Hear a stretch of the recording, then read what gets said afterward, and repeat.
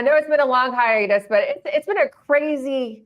November was crazy, Naomi. It was insane. It was, and in case you don't know, I'm Emerald Robinson. This is my friend Naomi Wolf. Good Hello. to see you again, friend. Good to see you. It has been a couple of weeks, and so much has happened. I can't wait to jump right into it. I know it's so much fun to like reflect back on the events of the times, and not just like feel deeply apocalyptic, but be able to laugh about things. That's true. But you know what? I was exhausted. I don't know about you. I guess there was so much pent-up tension and stress, and I'll be honest, dread going into the election. I think afterwards, there was like such relief. I cried, and I'm not emotional like that. I'm not usually that way. Wow. Did you cry just once, or were you teary actually? I was like teary. I was just so relieved that I feel like we have a chance forward for our country to right course and make better decisions. And, Yeah, no, I believe it. I actually have been feeling somewhat depressed. Like, there was so much riding on this, and if it went badly, it would go so badly. And then I was euphoric, right? Which is so weird, because I can't believe I'm saying after my entire life as a Democrat and a liberal that I was thrilled that, MAGA and MAHA got in, but it's true. But I guess it's just the roller coaster of watching, I guess a couple of weeks now of nominations, and some of them are fantastic, and some of them are just make me feel like that's what we worked so hard for. It's just going to be business as usual. So yes, a lot of feelings, and I bet we're not alone, Emerald. I bet a lot of people are having a lot of feelings. We're not. I've been getting a lot of feedback from people, particularly as the nominations are coming out. And I guess, look, I covered Trump.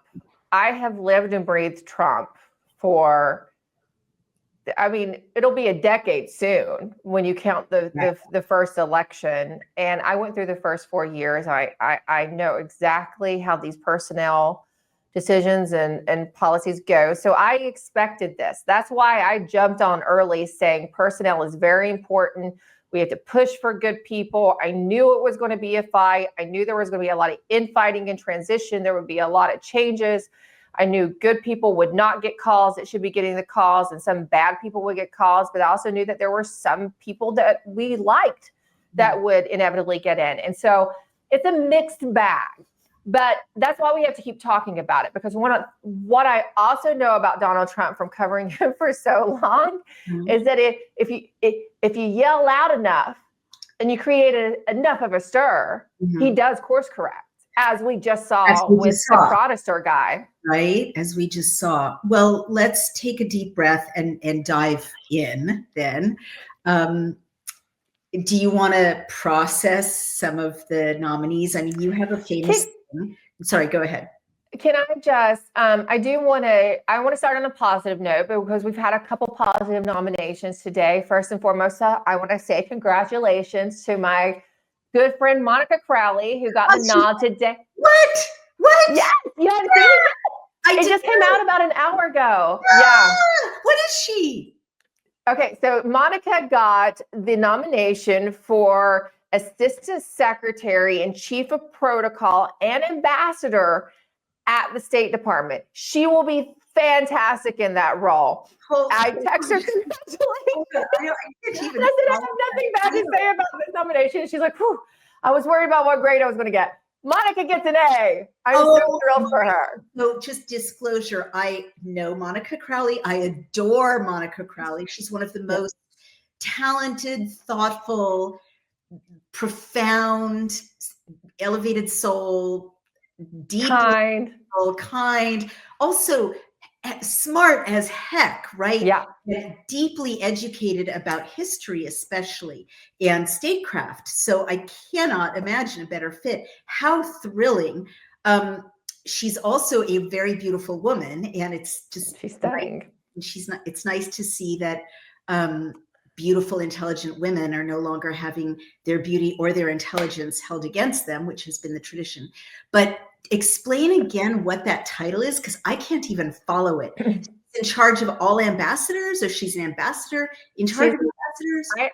I'm not sure on all the details yet, but from what I saw, and I was surprised at the number of titles involved with her nomination. It's listed as ambassador, assistant secretary, though most people are just referencing the comma assistant secretary. Yeah. Wow.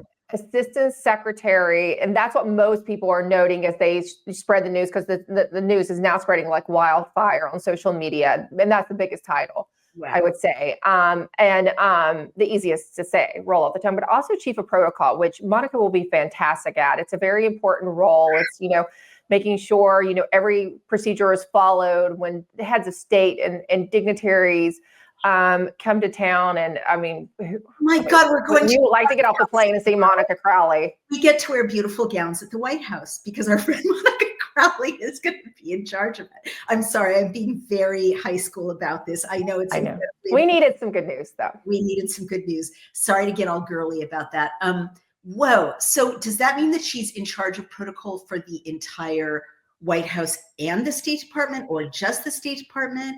That's a great question. You know what we're going to have to do? We're going to see, I don't know, sometimes in the nomination process, they have to stay off media for a while. But if she is able to talk about it, maybe, we can get Monica on to describe more and define more what her role will be. I assume that's just state, but maybe it does involve White House. And if it does, that would be huge. That would be really she would be great, and she could probably handle it all, whether it's usually that way or not. Monica could totally handle it. I've seen so much thrown at her over the years, and she handles it with such grace and composure and of course beauty, because she is a beautiful woman.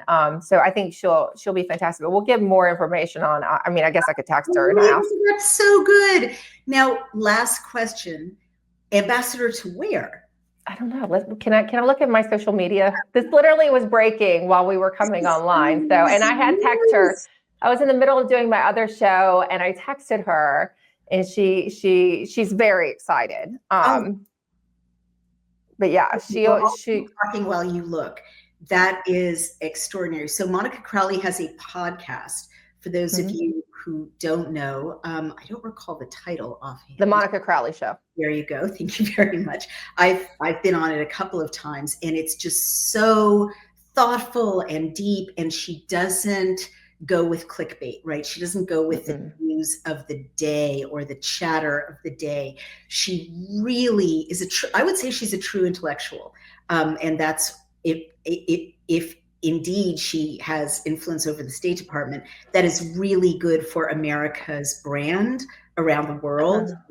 And it's also good for President Trump, because he was branded as a buffoon and a vulgarian, maybe not by your friends, but by mine, from 2016 to 2020 and subsequently. And it was just assumed that he would embarrass us around the world, and that he had no class and he was just a parvenu. And she is the opposite of that. And so if she is the face of America reaching out to the rest of the world, that's going to be, it's like sending Jackie Kennedy to Paris. It's like, sending out our best and brightest, who really understands how to kind of elegantly communicate with many other cultures and many other forms of civilization. So of being, people, even if they're not maybe of the same background or ideology, she just has a way about her of endearing. She's just automatically endearing. It's just hard not to like Monica. She has this way. There's some people who can look at you and you realize they're really looking at you and taking in what you say, and they're so focused on you. And she has that great capability. There was actually, speaking of State Department, who else was like that was Heather Nauert, the former spokeswoman under the Trump administration for a while at the State Department. She had that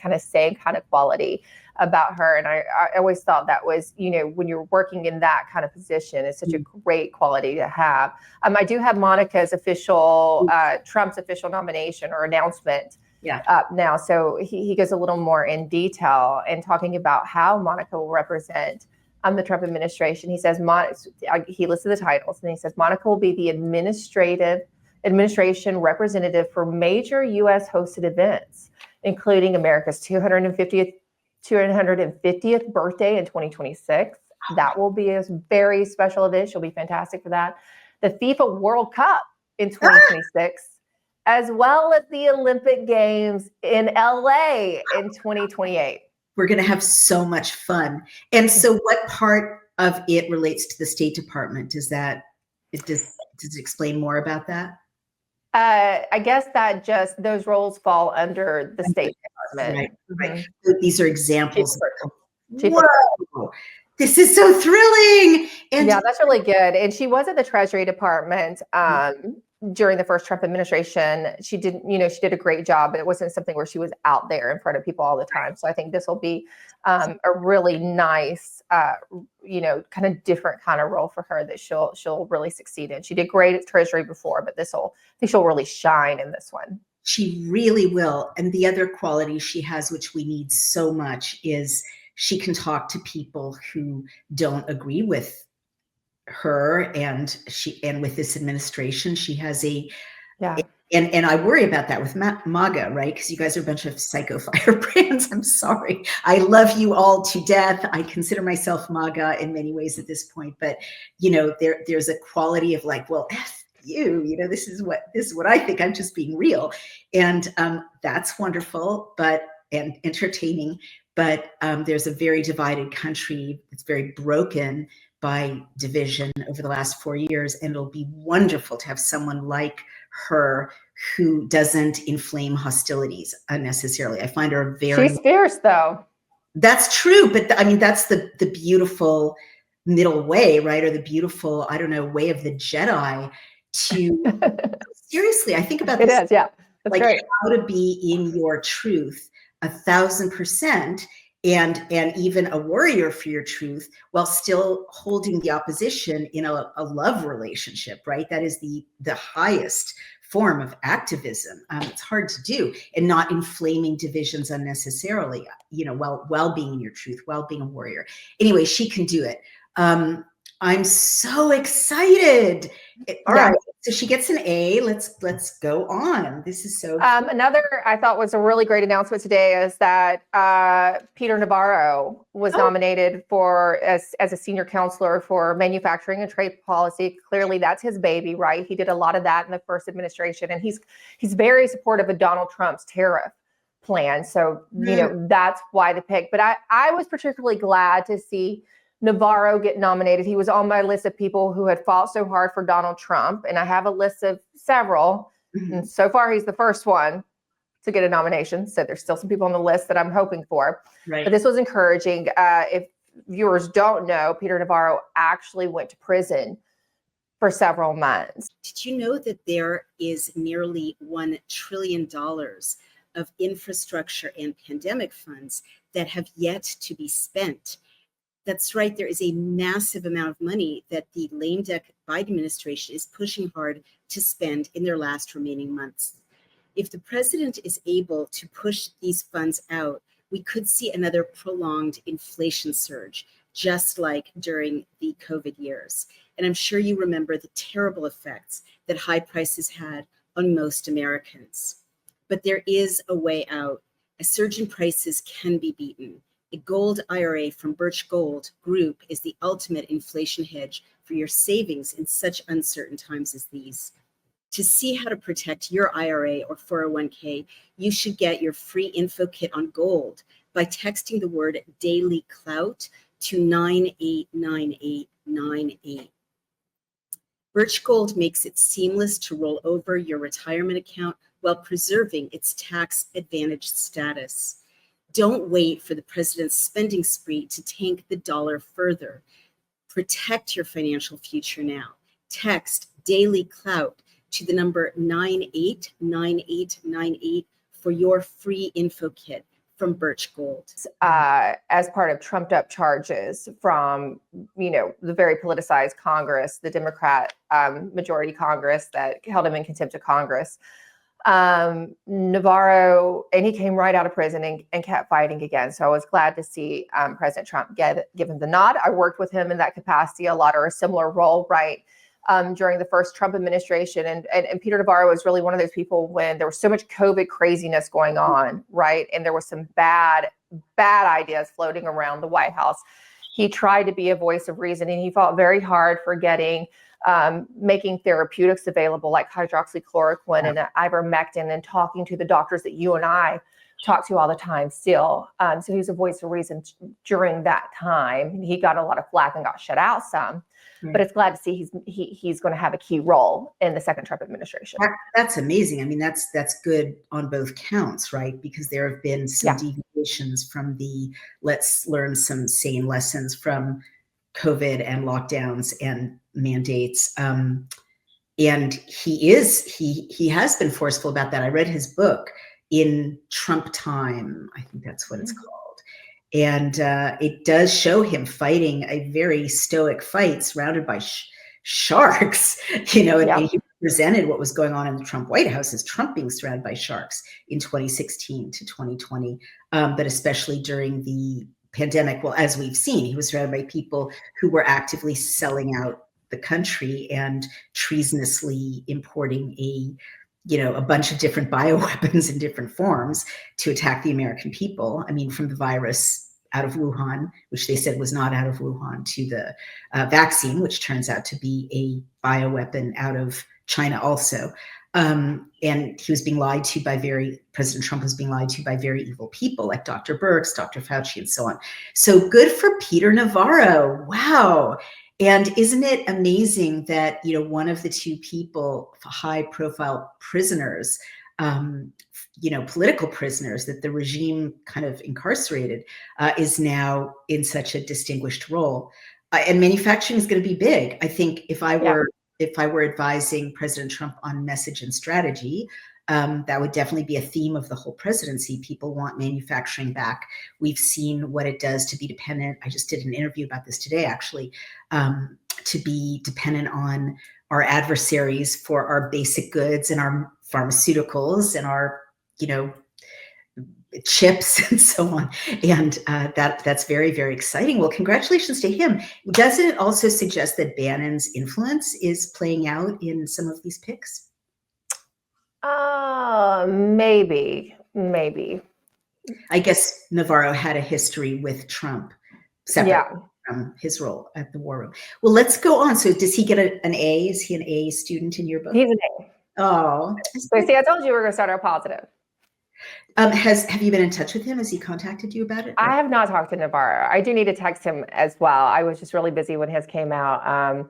But yes, I will send him a congratulatory message. I talked to Navarro was a go-to source for me in the first Trump administration because, I wasn't antagonistic for one thing. And we would talk we got really deep into policy in our conversations, or when he would join me on air, because I love that and I'm kind of nerdy. And I was very interested in what they were doing, particularly on tariffs and on the manufacturing side.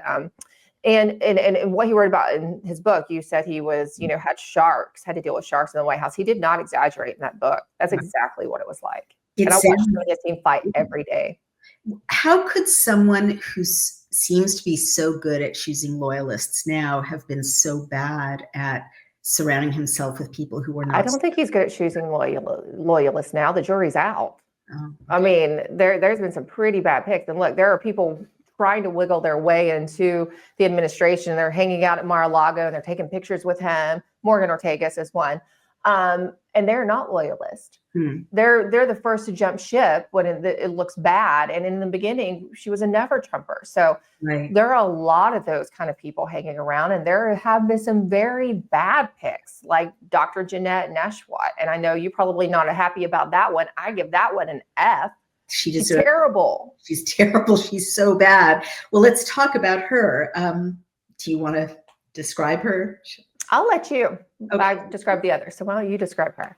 So she is a physician out of Florida, as I recall. And she was like one of the most high profile kind of COVID cult, non-science, I don't know what to call them, followers of an ideology that didn't exist. When it came to masking toddlers, she was all about it. She was all about, getting vaccinated. I think she supported vaccine mandates. She said that the injection, to my knowledge, he still says that the injection is safe and effective, even though we've abundantly demonstrated that it is neither, and that Pfizer knew it was neither, and the FDA knew it was neither, and the White House knew it was neither. She was, believe it or not, in a Dancing Nurses video. I mean, how can that not be part of opposition research and disqualifying? So she's almost, and I feel like there's got to be some three-dimensional chess there, or else it's just such a dumb pick. I don't think so. Really? Is it a donor thing? Is it a nepotism? I think it's a donor thing. I think also, the she was on Fox News. There's been quite a few Fox News picks. I think also I heard there was some kind of Susie Wiles connection, and some of the bad picks have been more connected to Susie Wiles, like the Chronister, Sheriff Chronister out of Florida, out of Hillsborough County, Florida, who was originally picked for the DEA to lead the DEA. And I mean, the guy is a total COVID Nazi, total tyrant, like wanted to segregate his employees based on vaccination status, arrested a pastor. Fortunately, we yelled so loud about that when they killed that. I'm hoping the same thing will happen with Dr. Jenette, because look, we don't need anybody. Maybe the Surgeon General doesn't play a huge role in policy. Okay. I don't think it's as key as like RFK, getting appointed to HHS. Love that. Glad that happened. I'm hoping he can get the team he needs. Right. I'm concerned about that because I, you and I haven't talked about this. I just want to give a disclaimer. You and I haven't talked about it. But from what I'm hearing, it's a bit of a struggle. It's a bit of a fight, which I expected. He needs the right people around him. Between the MAHA and MAGA camp, it's a fight? No, not between the MAHA and MAGA camp, because I think there are people who are truly MAGA, are very MAHA.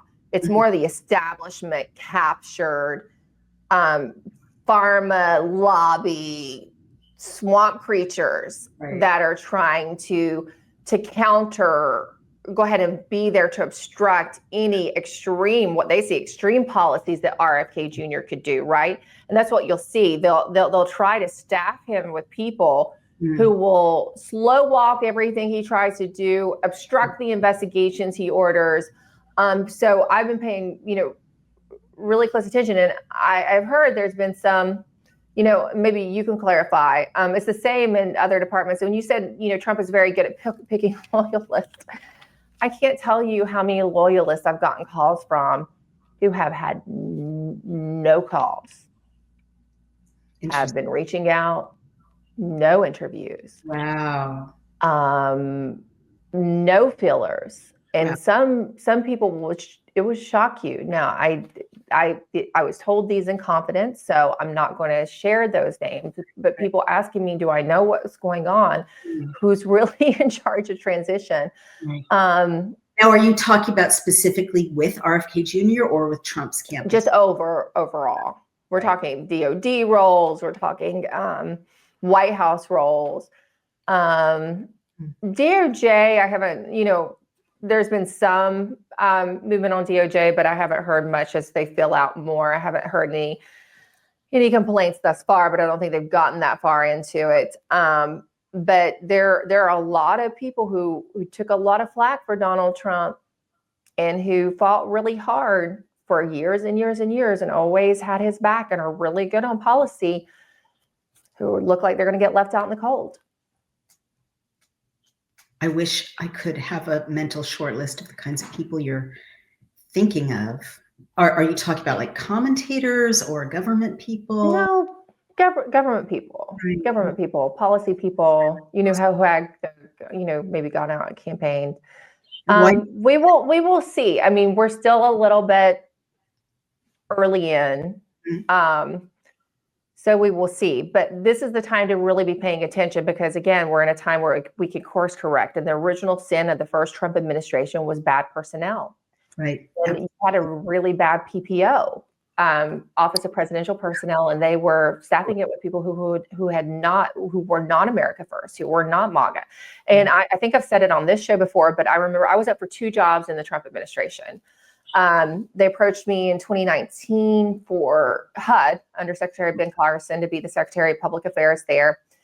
Secretary Carson and I had a great rapport. I was his pick. I was his favorite, but people under him said I was too MAGA, to MAGA for the MAGA administration. MAGA. Fine for me. It would have been was not great pay. It was hard being a mom, taking those jobs.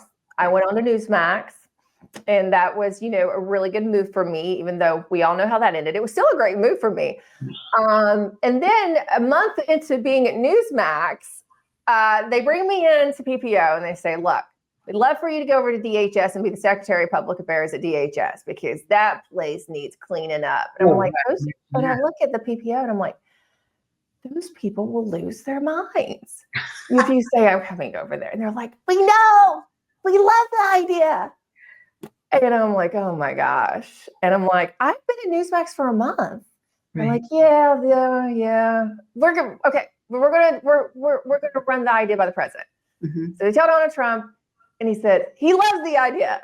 And then he's like, well, maybe I should call Chris Ruddy, who was, you know, is the owner of Newsmax. So he calls Ruddy, and Ruddy's like, I've only just been here for a month. She's like the first person I hired when we up the broadcast. So that one I didn't get shut out, but that was late. That was 2020. That was like the end of the administration, and they were just then getting it to be okay to have America First people in the America First administration. Hey parents, I have an early Christmas and holiday gift for you.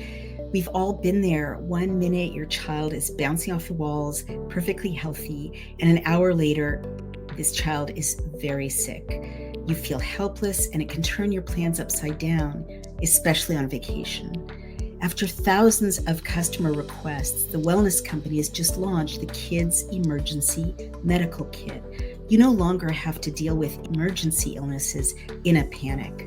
Now you can have 6 critical medications at your fingertips to treat 20 plus illnesses for issues children have, such as strep throat, ear infections, lice, and respiratory illnesses. You can avoid urgent care and hospitals. The Kids Emergency Kit has been hand-selected by the wellness company's medical board and includes chewable amoxicillin, dissolvable ivermectin, and an optional EpiPen and more. This also includes a detailed guidebook guiding you step by step in emergencies. Ordering this kit is simple. Only parents can order for their children. Fill out an intake form and you will get a verification call for consent. Then it's delivered to your door. Don't wait till you're in the middle of a crisis and avoid late-night urgent care runs. Order your kids' emergency kit today and remove panic from your life.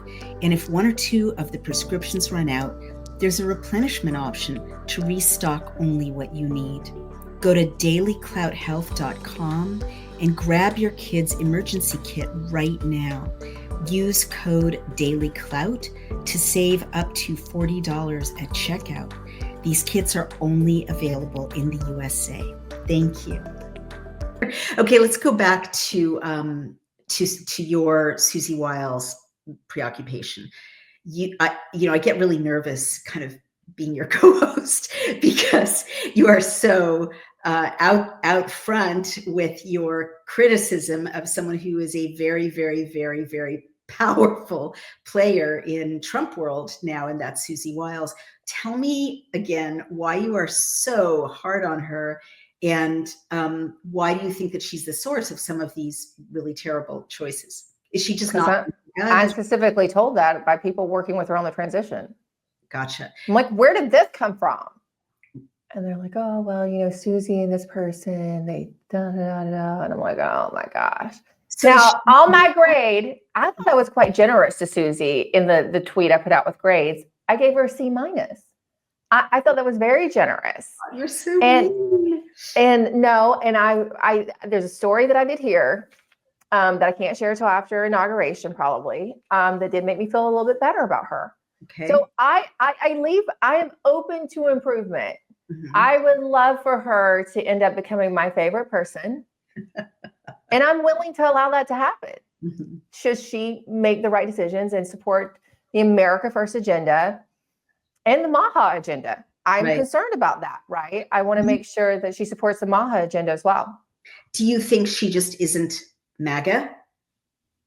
No, I don't. I don't think she is MAGA. I don't think she's MAGA. I think that she comes from the lobbying world, K Street. She's worked for Ballard. She's worked for Mercury. She was still working for Mercury when she was tapped to be the chief of staff, right? Because she was working for Mercury still, you know, on the campaign.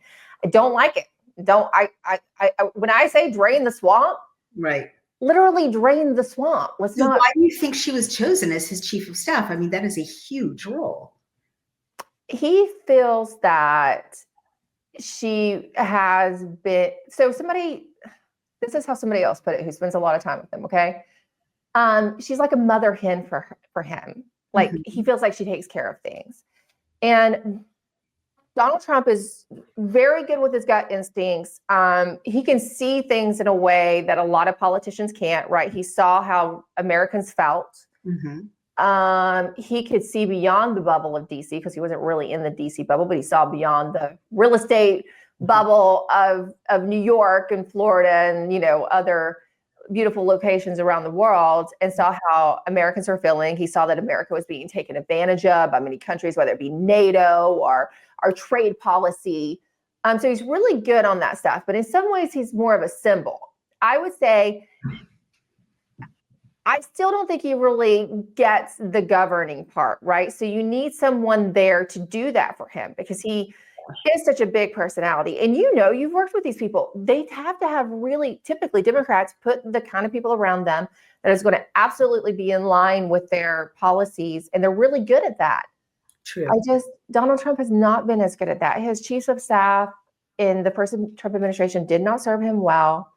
I'm concerned about her. I've laid it out very well while I am. Like I said, though, I am very happy for her to end up proving me wrong.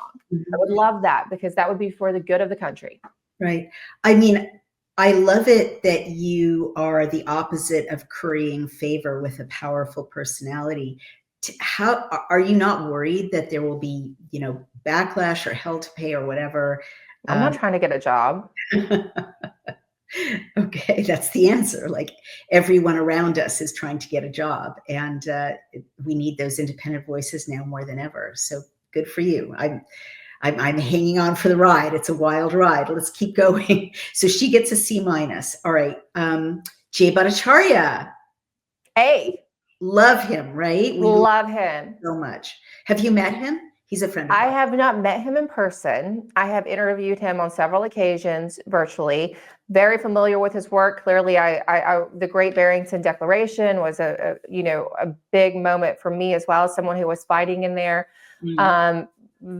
Reference his work often in my reporting throughout the COVID pandemic and after. And he was one of those people who refused to back down. And I hold him in high regard. And I was very glad. And it seems like RFK Jr. is glad to have him in that role. So like I said, he needs the right people in the agencies and in the roles that he's going to be working with. So that I was relieved to see that.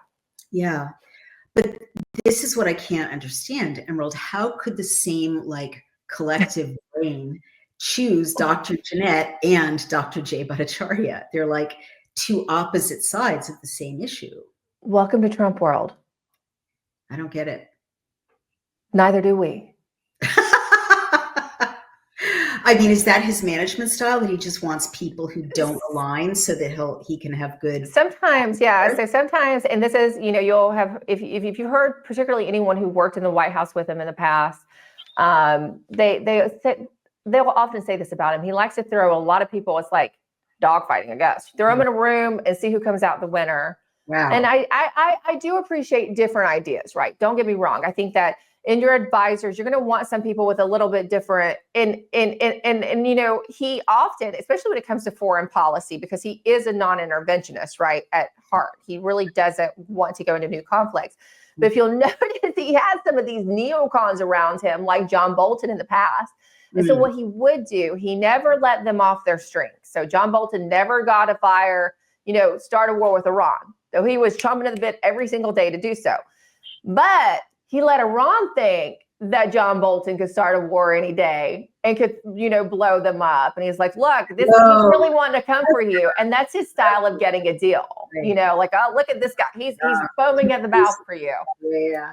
Isn't that interesting? Well, that explains a lot. I mean, I guess if you've got someone like Dr. Jenette and Dr.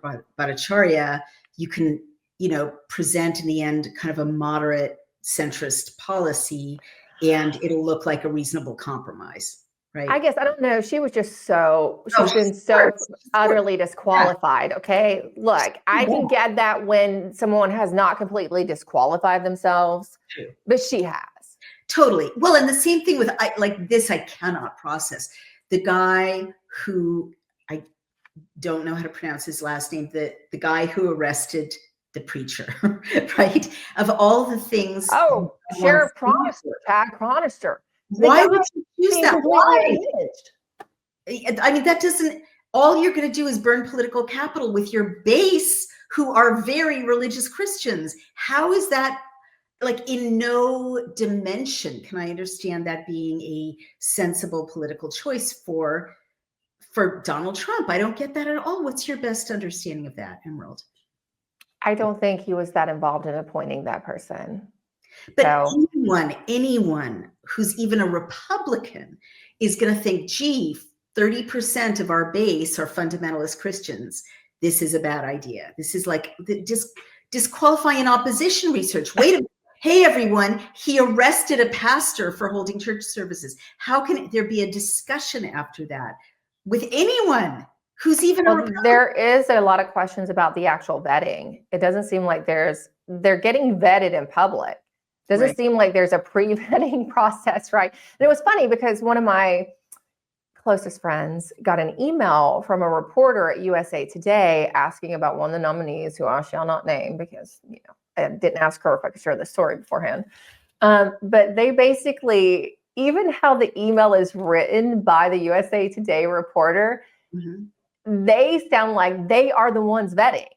You know, they're like, you know, we're vetting this nominee and blah, blah, blah, blah. And I'm like, that is it. And this person asked me, who had worked for the nominee years ago, but still very involved in the political world, asked me, so this isn't the first request for comment she's gotten in a situation exactly like this. But she said never has she had a reporter in this situation say, we're vetting this nominee. We're vetting this person for the job. You know, they're like, oh, so-and-so has been nominated. You know, we know you've worked with them. There was this situation. What do you remember about it? You know, do you agree with this? They said they were hired by the Trump team? They didn't say they were hired, but the way they say it is that it's just understood that these people are getting vetted by the press. That the vetting process prior to the announcement doesn't seem to have occurred. And I know they have a vetting team. I know who the lawyer or the lobbyist. He was a lobbyist at Ballard with Susie Wiles. Right. Also reporter. Excuse me, that's not, I mean, I'm married to an investigator. That's not what you need. Those are not the skill sets you need in order to run a vetting operation. I mean, your husband could really help them out. For sure. And, you know, someone should give him a call. It sounds like God knows. But I mean, lobbyist skills are the opposite of the skills that you need in order to oversee a bunch of investigators doing rigorous opposition research. You're scaring me, I have to say, because now you're independently confirming. No, it's not, because I'll tell you why. I also have been observing shocking security lapses in the transition process, like shocking, like no NDAs, multiple people calling to, you know, find out multiple things with no NDAs. Like, there's no NDAs. The paperwork that I've seen that's been sent, there's no mention of NDAs, which is odd, right? Because Trump is known for his requirement of NDAs. Right? Because he's a businessman. It's standard procedure in business. I mean, it's so scary. Speaking as a former, you know, political advisor, even though it was some time ago, none of this is normal, right? Because for obvious reasons, and I'll spell it out, not for you, but for our audience, it would be so easy for a volunteer to help with the vetting process. And there are volunteers helping with the transition process, at least in some quarters of it, probably not Trump world. And for that volunteer to be a mole for the other side. And think about what the vetting process is. You ask things like, you know, what have you ever been arrested? Or, you know, what about your drug use? Or have you ever gotten in financial trouble? Have you ever had a bankruptcy? that's what the vetting process is supposed to do, so that there are no surprises, right? That's the time. It's like seeing your lawyer or seeing a shrink. That's the time that you say, under an NDA, well, in fact, if you look into my past, you'll find this embarrassing thing or that embarrassing thing. Matt Getz is the obvious example of insufficient vetting, because whatever erupted should have been identified, long before that moment where whatever they confronted him with, the opposition led him to quit. So basically a volunteer, even someone who's a staffer, and this is how Brian, my husband, who does competitive intelligence, gets basically the goods on his targets. He will pose as someone in that kind of role, and then all that dirt, all that detail, all that personal information could be going right to the DNC, right? And then right to the press. So it's very scary. It is going right to the press.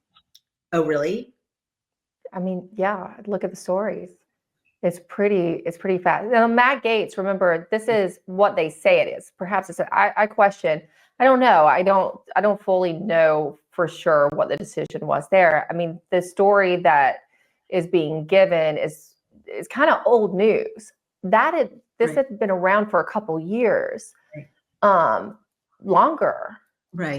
The story, and he kind of defeated it. Remember, the other guy went to jail. I mean, the story, I don't remember all the details because it honestly sounds like some primetime drama. It read like fiction. It was surreal, but he kind of, I thought they had the ethics investigation, but for the most part, he'd kind of been cleared out of that. Right. That's my memory. I mean, this is the one that involved the allegations of the 17-year-old being trapped across state lines. Okay, go ahead. Yeah.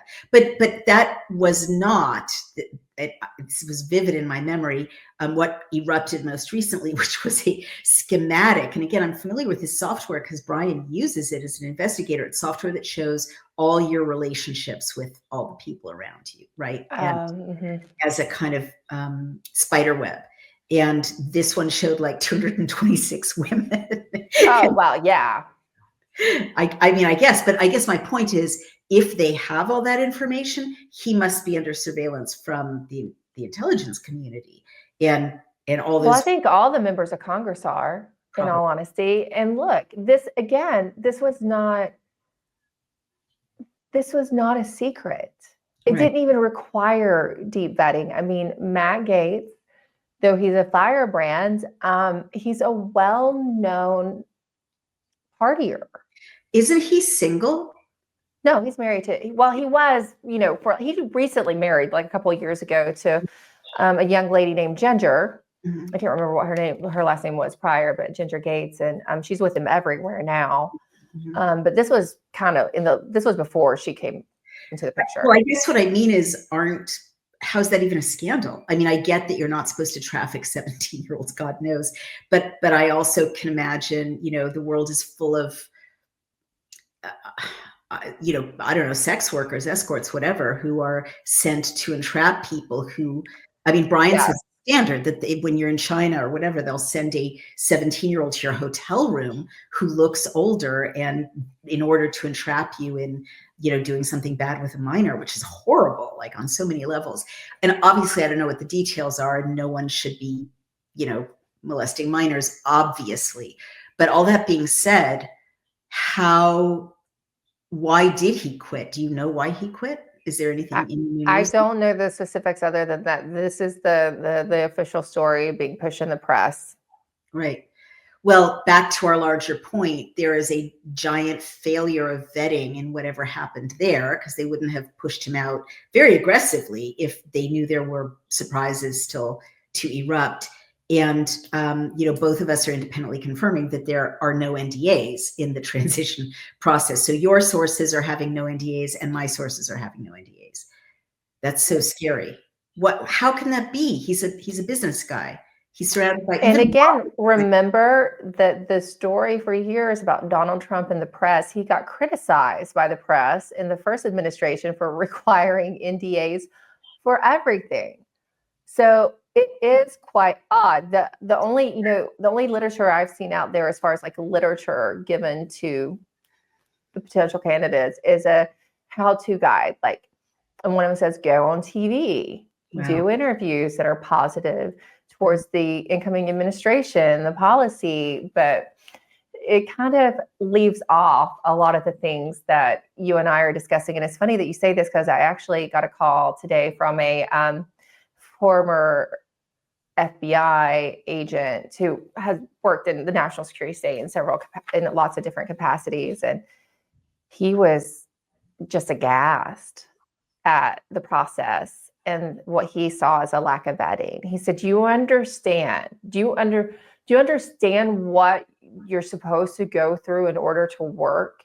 And then just some of he was asking me certain questions about because he was also very surprised at some of the national security picks. And he said, I just don't know how and some of them are the high profile ones, and some of them are the rumors of who will go in and roles that you probably don't even think about, right? Okay, but they are very important, and they are very, they're vulnerable for security risks. So you have to really cross your T's and dot your I's. And he was expressing significant concern about some of the people. He said, I just don't know how this is going to fly. I don't understand this, just like you were saying. Right. And this is a very much, and this is not someone even coming from, like a Democrat. This is a long time Trump supporter and a long time Republican, but critical of the establishment, So for them to express concern was sort of like, that was sort of a wake up call for me today. And that, because I've been focused more on, what their past was and their positions and policies, and not so much some of the vetting things as much. You can see how this would be a complete, I think there's a very high level traitor, in both MAGA and MAHA camps, if there's no NDAs in either camp, because what this creates, again, thinking as a Democrat, is a perfect storm for not now, when it really doesn't matter that much, but during hearings and in the first few months to, bombshell after bombshell after bombshell, the whole administration being on their back foot, as I think the expression is, dealing with one scandal, dealing with another scandal. Which is what they effectively did during the first Trump administration. They did it with mostly Russiagate, right? And there was some specific personnel scandals, but largely it was the Russiagate thing. And it was very hard for the Trump administration to actually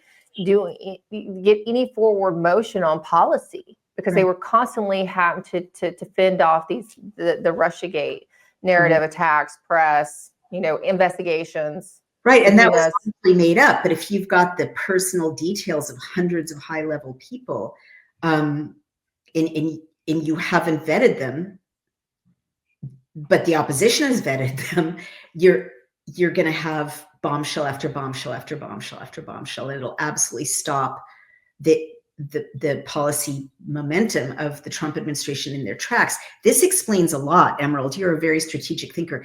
This explains why the Democrats are being so quiet. They're being very quiet.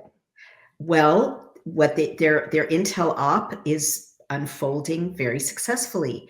They don't want to disrupt it. They're getting the goods, getting the goods, getting the goods, getting the goods, and they're not going to detonate the goods now. They will use them judiciously. Here's an example.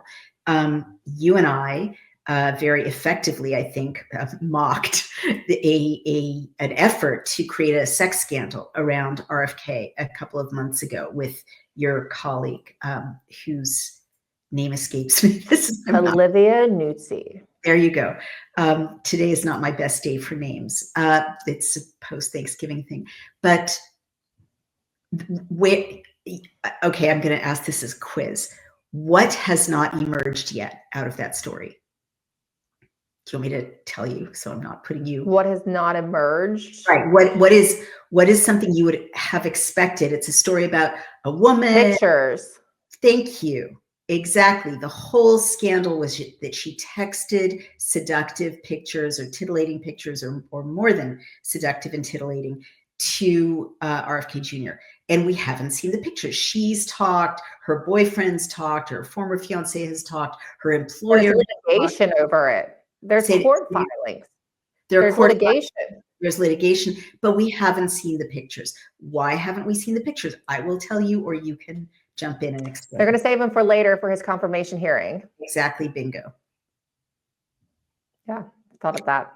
Yeah, and that's why nothing's stopping him, right, from the Democratic side, and nothing's stopping President Trump. Nothing's coming at President Trump from the Democratic side, because the news has been, So can I ask you a question? Because I'm wondering about this as it applies to the defense secretary nomination with Pete Hegseth. Okay. I knew this was going to be a problem for him. I knew this was going to come up when I saw his name. But I wonder, because a lot of it seems not to really be hitting people the same way. He would have probably have already withdrawn his nomination had this been during the first Trump administration, right? Or maybe even 4 years ago. But because there have been, this is, whether it's valid or not, right? This is something that's so often used. I think there's Me Too fatigue a little bit. And I'm not sure it's going to be as an effective of an opposition tactic as it has been in the past. I totally agree with you. And I think you can see it even now. I mean, there have been some shock horror stories that they tried to kind of launch. And well, I mean, I think even the rape allegation against President Trump, my former side didn't get very worked up about it. And I'm a rape survivor. I take rape very, very seriously. I take sexual assault very seriously. I think everyone understands by now that, which is tragic, that sexual assault and stories about sexual assault are weaponized by both sides in the political process, right? And that doesn't mean that women lie about rape any more than anyone lies about anything. It's the same percentage of false claims as arson or burglary or, robbery. It's 2% or false stories. But that being said, it won't be shocking. However, it's all about timing. What it will do is derail the news for several critical days during RFK Jr.'s confirmation hearings, and this is probably why she did it, honestly. I mean, they're so cynical. Like, I imagine there's quite a lot of salacious pictures. It sells copy. It, generates clicks. And I think what's going to happen is I'm serious. I will bet you money, day after day after day. You think so? Confirmation hearing, we're going to see one hot image, another hot image, a shocking hot image. We will be agog. And so poor RFK Jr. won't have a chance to even break through the noise to talk about the issues for or against, right? And his opponents won't even need to oppose because the whole media will be filled with these images. So it's not about shocking people and making them turn away. It probably will generate support from some people, right? Makes him an interesting person, as long as it's consensual, right? I'm not saying. He's a known ladies' man. Yeah, and I'm not trying to get and I mean, let's be honest. Like, I've seen women around him. It's like they get hypnotized. He does have something, and so it's funny. So maybe it is a calculated move on her part, and well, I do think, I think too, it was getting some, she's a reporter. It's sickening. Okay, y'all, but it's just the honest truth. A lot of these, the sort of how they get their scoops. And sometimes it happens. Now, I fortunately was I was married the whole time and I never had to worry about people even bothering me that way. But I saw that happen a lot. No, I'm sure. But I guess where I was going with that is it's not going to be so much that people will be put off of him as a person if this happens. It's that it'll drown him out and it'll make it easier for. Yeah, it creates a lot of noise. A lot of noise. Yeah. And drama. So there's that. And if I were advising them, I would say get in front of this now, like over Christmas, like release all the pictures themselves over Christmas. That's what I would do. He would know they exist. So they should just go ahead and do it. Presumably they're on his phone. Like get them out, the night before Christmas. Give them to the Inquirer. Totally. Put them out there. Exactly. Boy, you and I are such old hands at this. But like bigger picture, that, there is fatigue around that, but there's so much we don't know that is being collected by the non-vetting process, the non-NDA transition process. There's drug addiction. There's arrests, there's bankruptcies, there's allegations of spousal abuse. If you're going to 2,000 people, some people are going to be charged with horrible things or have done horrible things in their previous life. And whoever is the mole whose job it is to have NDAs for everything, which, by the way, Brian says on government forms is standard. And in my experience, it was also standard. I can't talk about what I did in the Gore or Clinton campaigns because of my NDA. To this day, I can't talk about it. Decades later, I can't give details. So everybody around President Trump and RFK Jr., friend or foe, right? Foe posing as friend, can leak all of that strategically, as well as what they garnered in the transition process. That's horrible. Day after day after day in the days after the inauguration. This is big. I think this is a big story we just broke, but and we'll see how it goes. I think you're spot on with probably how they'll proceed against RFK Jr. because it's just been they've been allowing this to go too easily. And look, he's a huge threat to at least at least two major industries, right? Big ag, right. Big food, big pharma. Totally. And those are two giants that most people don't survive when they go up against. So this all feels just a little too easy. Easy, like, come on, come here. Yeah. Like, think about it. They've only sent out, Scott Gottlieb to say, in terms of a coordinated media campaign, that RFK Jr. is really going to be a problem. A handful of other voices, Big pharma and big ag have the power to blanket the airwaves day after day after day with critical. It's the news brought to you by Pfizer. Totally. Totally. It could be all day. MSNBC all day could just be, RFK this, which is what they're doing with Pete Hegseth right now. Literally, I've been watching. I can't always. I have a war room, so I have all the TVs on. It's all Pete Hegseth.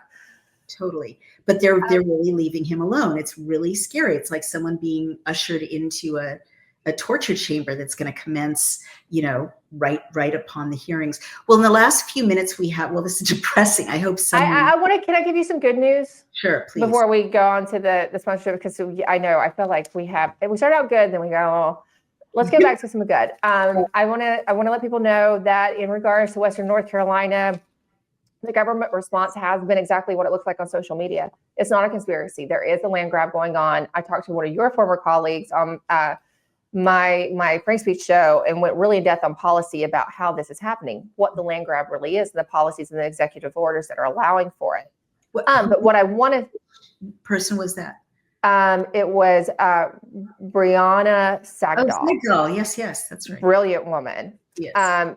And I want to say, though, I have been having some offline conversations with Vice President-elect J.D. Vance. Ooh. And he is very, very focused on Western North Carolina and ready to hit the ground day one on helping those people and already looking at how to do that in advance. So I feel like that's some very encouraging news because these people are really, really hurting and also looking at the policies that have enabled for the government to just leave them high and dry. In what way is that is really good news? They have to make it through the next 2 months though without freezing to death in tents. Yeah, and he's already looking at that. I can't really share much more, but I feel very encouraged for that someone at least who's going to be in power at the federal level is caring about them and already on the job. So I just want to share that because we talked so much about it with our audience on the show, and I appreciate everyone's concern. So that's a bit of good news. That is indeed good news.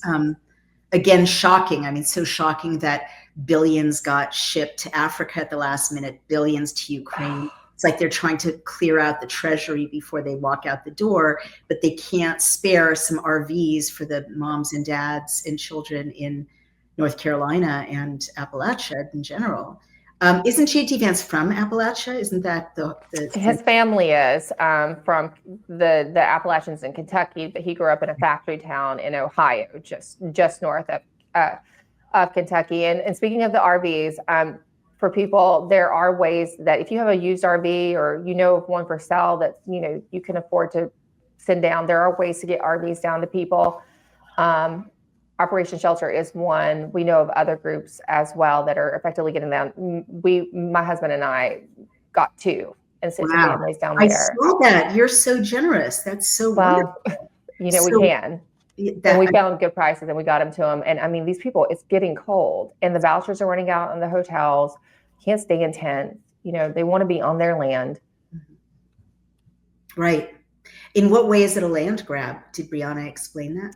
They're not really giving them the resources to build back, and they're offering these kind of like low buyouts. And the idea is, she says, to rewild these areas and push the people of the area into urban areas. And it's a push towards, and she did this excellent article. And she cites all the executive orders that the Biden administration put in place that pushes people. It's a push towards those 15-minute cities. Remember that we talked a lot about over the last 4 years, like has kind of died down a little bit in the wake of a Trump presidency. Right. But this policy is geared to getting people more into urban areas and just reclaiming this land as green and for government purposes. And it's so out of the UN. I mean, it really is the UN goal. It is exactly. That was dismissed as a conspiracy theory, including by me, until a few years ago. Now it's literally all coming true. The 15-minute cities. My husband Brian is obsessed about this because he's seeing that off ramps are being closed and the infrastructure is being changed, as well as a number of policies like these to drive people off their land, off the food supply, take ownership of the food supply, drive people into cities where they can be controlled through these 15-minute cities. It's really happening. That's so disturbing. Operation Rescue, what happens to the RV? Do they just keep it forever and that you've just done a good deed and you go to heaven? That's a great question. I actually did not. I'll be honest, I didn't. I was just thinking about getting people out of the cold. So I didn't think about, what, we'll take the RV back when they're done with it, make sure it gets like a different home. My mom keeps saying she wants an RV just to have to put up here near me where I live. And I'm like, Mom, well, we can get you something else. But yeah, no, that's a great question. I'm not sure. That's something, what, I will ask and I'll have an answer for you next time, Naomi. The only reason I ask is littered RVs everywhere. Right.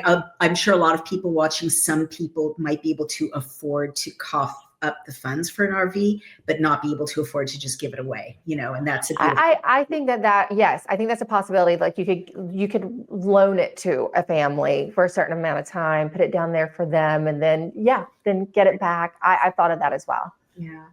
Well, that is good news. And thank you for, bringing that story, maybe not full circle, because there's going to be more twists and turns ahead, no doubt, with those suffering communities.